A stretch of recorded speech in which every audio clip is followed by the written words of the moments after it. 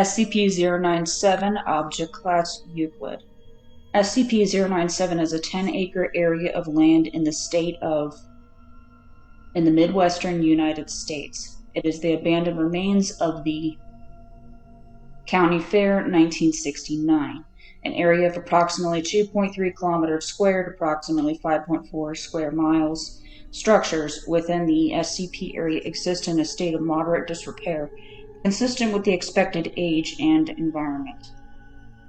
At the center of SCP-097 lie the remains of a 1956 GMC pickup truck, majority of which is crushed beneath a colossal pumpkin of unknown subtype, henceforth SCP-097-01. SCP-097-01 stands approximately 7.4 meters, 24.3 feet tall, and 8.1 meters, 26.8 feet in diameter at its widest. Current estimates put SCP-097-01 at approximately 15,000 kilograms, approximately 33,070 pounds. This pumpkin remains roughly spherical in shape instead of spreading out under its own weight, as would be expected of a plant of its size. The remaining portion of SCP-097, approximately 2 kilometers squared, is overgrown with several dozen varieties of pumpkins, with over 70 subspecies yet identified, and many previously unknown to agriculture. Many of these pumpkins have been shown capable of growing to enormous sizes, the average estimated weight being around 250 kilograms, average 550 pounds. These pumpkins, along with the assorted other crops, grow with, on, and around the remains of the 1969 Fairgrounds, creating a maze-like arrangement of plant life. The average height of the walls within SCP-097 is 1.6 meters, though this may vary from year to year.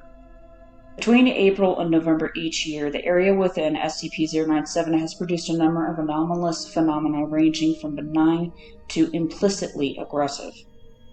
To date, 17 agents have been severely maimed within SCP-097, 8 having died. See Event Log SCP-097 for a brief listing of recorded phenomena. Addendum. Historical note. Prior to the construction of SCP-097's containment wall, instances of what are now known as SCP-2171-1 were occasionally observed to form fragmented walls, and at one point a near-complete ring of 2171 around SCP-097's area of effect. This behavior ceased following the containment wall completion. The purpose and implications behind this interaction are as of yet unknown. Effects of SCP-097 on children. In addition to its immediate effects outlined in Event Log SCP-097, SCP-097-01 appears to produce an undetectable signal toward children in an undetermined range. For clarity, children refer to individuals up to the age of 10. Beginning in early April, civilian children within SCP-097's undefined range may be overcome with somnambulism on clear nights. Affected children will move around their homes, stopping to face closed doorways for several seconds before moving to the next nearest doorway, eventually returning to bed. At first, this behavior will occur only once a week, beginning with only the doors on a single floor. The sleepwalking will become more frequent by mid-August, happening every night. If forcibly awoken at any time during these episodes, they will scream for several seconds before succumbing to a degree of confusion. After an affected child is awoken in this manner, the effect will cease, and the child will never show any further signs of SCP-097's influence. Over the course of 2 to 3 months, these episodes will become more thorough, affected individuals seeking out each doorway inside their home, as well as those on their household's property, such as garages, car doors, and fence gates. Eventually, they will begin visiting the front doors of neighbors. Beginning in September, affected children who have remained undisturbed during these episodes begin to remain outside at sunrise, laying on grass near their homestead and returning to full REM sleep. Affected children may recall dreams centering around autumn activities. Between September 1st and November 1st, if the affected children have not been awoken During the preceding sleepwalking episodes, they will cease the previously established activity during the sleepwalk, and instead begin to walk directly towards SCP-097's location. They will travel over fields and down secondary roads, steadily moving towards SCP-097. Local geography consists mostly of undeveloped Foundation-owned property, facilitating uninterrupted travel. Upon arrival at SCP-097, an affected child will sit down before SCP-097-01 and begin singing unidentifiable gibberish as music begins to play. While a number of instruments have been recorded, simple drums and pipes are the most consistently encountered. After several minutes, childlike entities will crawl out from tangled flora or break out of larger pumpkins within SCP-097. The children will be wearing whatever they were last seen with, most often pajamas or similar clothing. Most of these entities match those children known to be lost to SCP-097-01. The entities will surround the affected civilian child, dancing and singing in a circle as SCP-097-01 begins to emit dim light.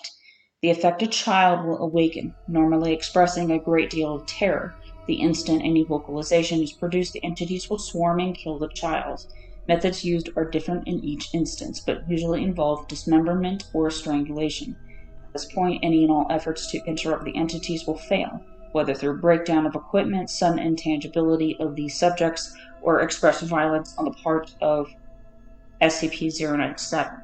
After the death of the affected child, SCP-097 will split open and the entities will hurl the remains into it before climbing in themselves. SCP-097-01 will then close and the music will stop.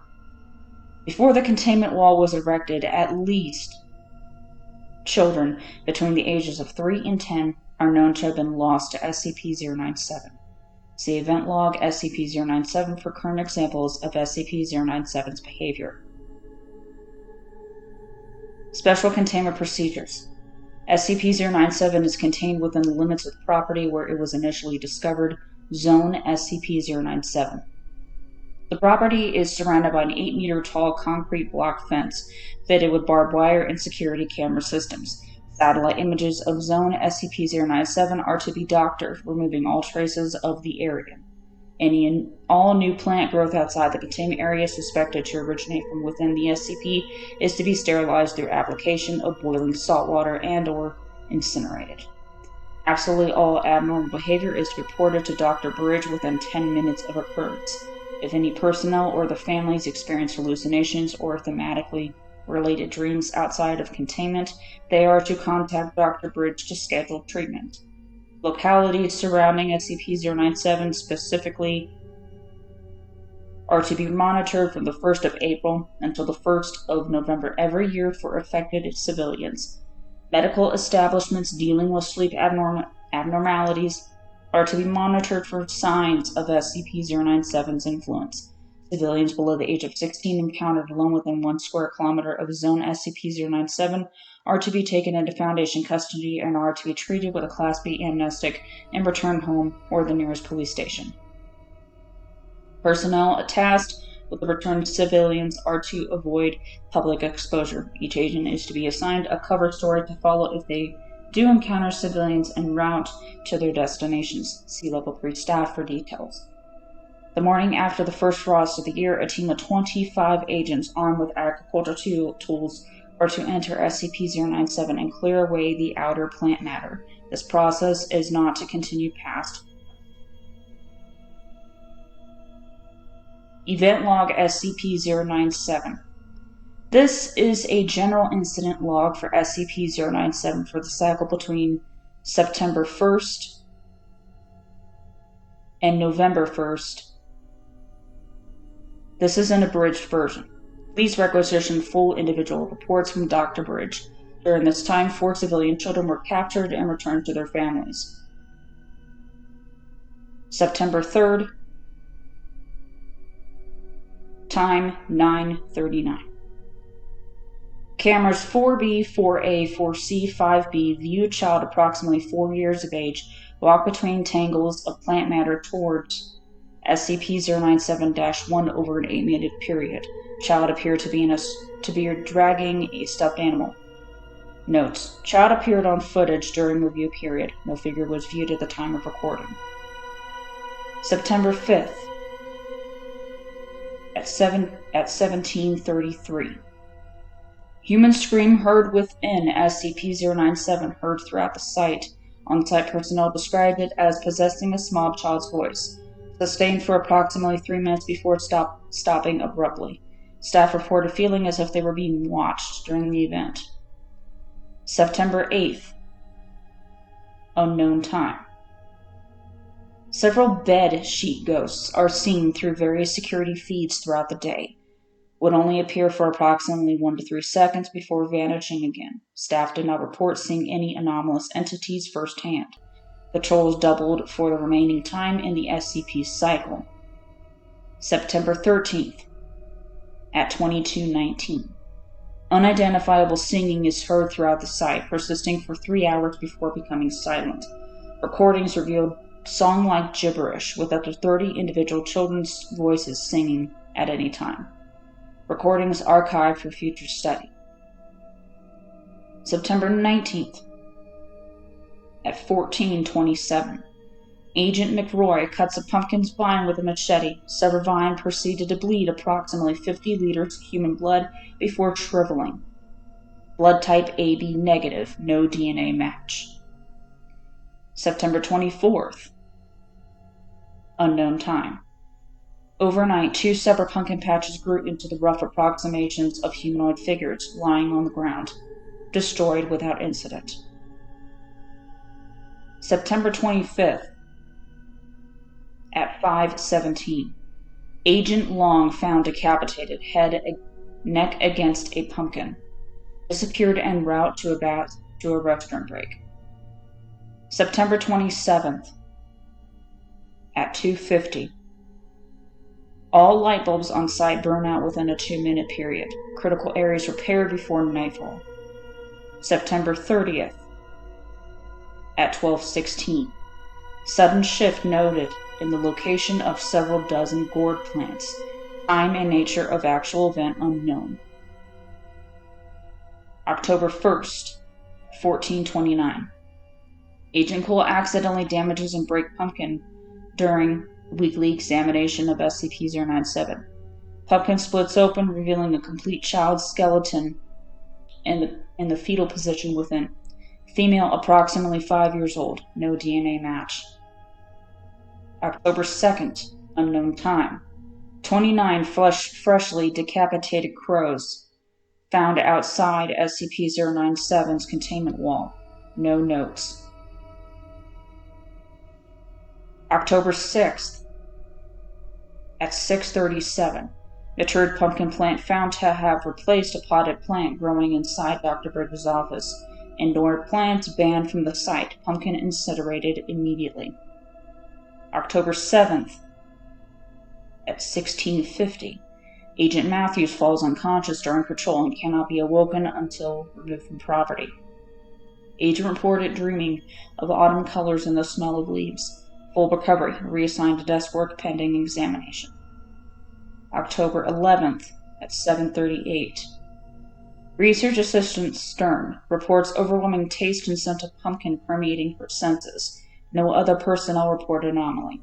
Transferred off-site, examination pending. October 13th, unknown time. Sounds of steady drums playing throughout the day from 0 to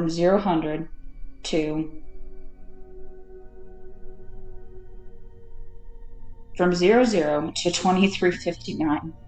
Source of sound unknown. Recordings archived for future study. October 17th at 3:19. Male child, approximately 6 years of age and clad in pajamas, seen climbing through corn stalks on eastern end of SCP-097, moving toward SCP-097-01. Lost to SCP-097-01. How the child was able to escape unnoticed by personnel until after he was lost to the SCP is unknown. October 20th at 13:07. All personnel within 3.6 kilometers of SCP-097-01 report hallucinations. of orange haze and children's laughter. Personnel evacuated to a distance outside of area of effect. Personnel screened for mental interference. October 23rd at 01. All power and backup power to the area failed. Upon recovery, pumpkins within SCP-097 were found to have changed into carved lanterns. It is unknown how SCP-097 generated and lit candles. Team 097 Alpha and Beta tasked to destroy lanterns after sunrise. October 23rd at 8:13.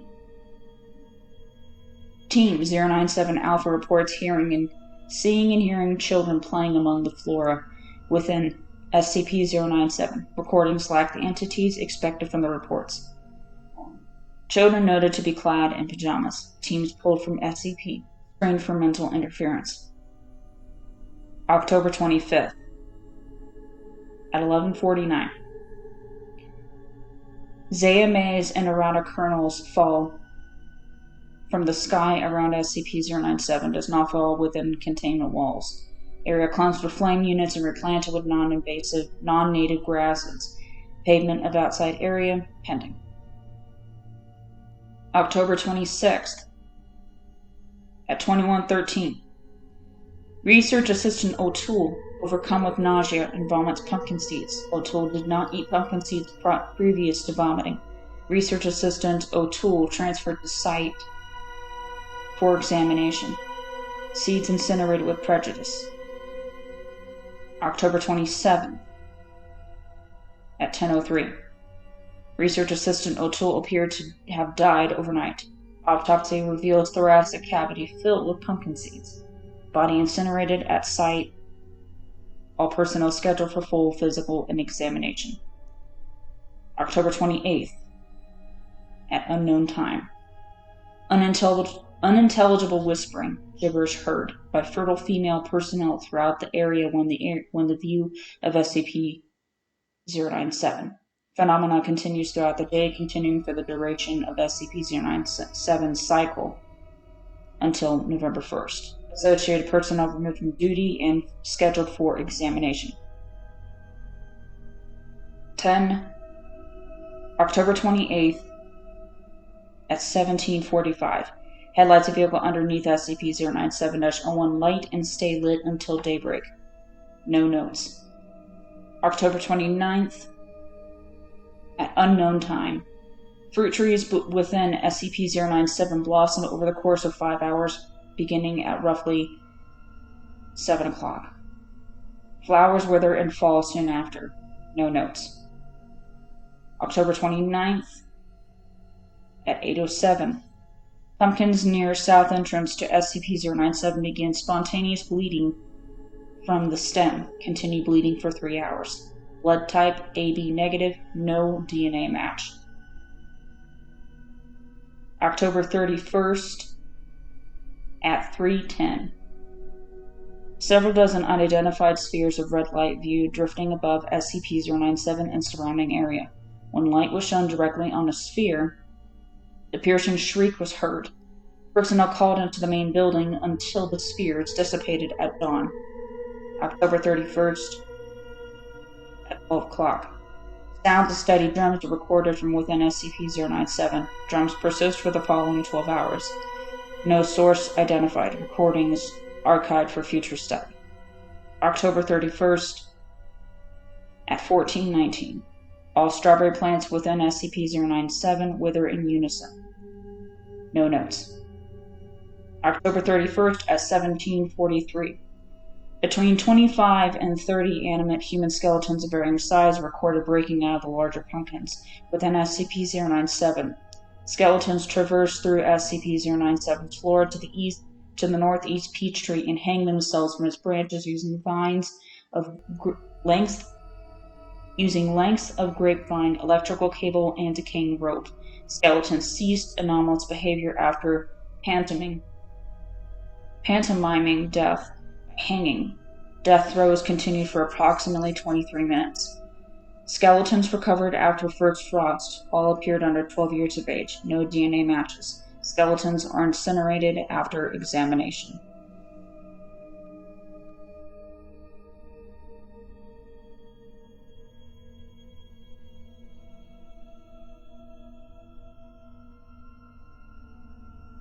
Hey guys, Wicked here. Thank you so much for watching today's video. If you enjoyed it, please leave a like and subscribe for more content. Until next time, Wicked out.